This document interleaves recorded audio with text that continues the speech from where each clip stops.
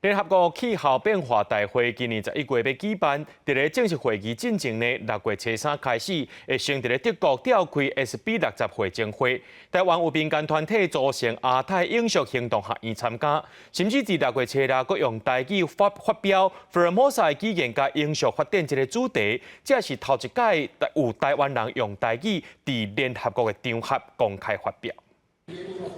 联合国气候变化大会 COP29，今年11月要伫阿塞拜占举办，这是一个讨论气候变迁议题的上重要的全球论坛。伫正式会议进前，自6月初3开始有先伫德国波温召开 SB60会证会，台湾有学者、NGO、媒体等等，以民间团体的身份组成亚太永续行动学院去参加，甚至用台语上台发表报告。我是林明杰，我来自台湾。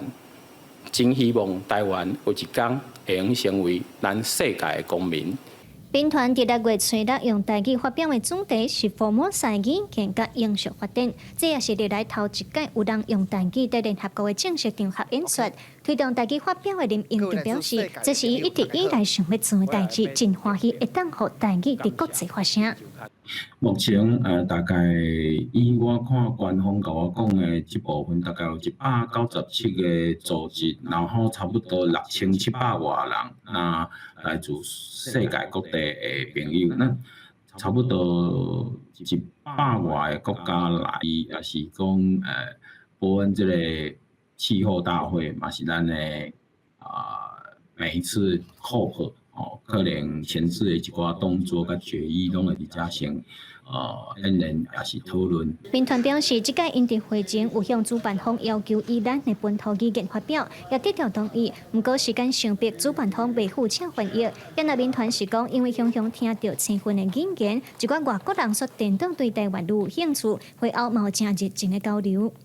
啊，过当阮用台语讲的时，因反而讲，真特别，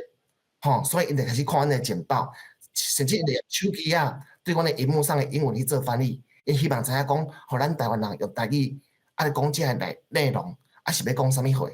民团指出，尊重无共的社会文化，减少无平等的对待，这嘛是永续发展目标当中真重要的一项。伊嘛真感谢主办方实践永续发展目标的理念，互因用台湾话来讲台湾民间对 SDG 甲 ESG 的拍拼甲贡献。记者卢尚如、谢桂林台北报道。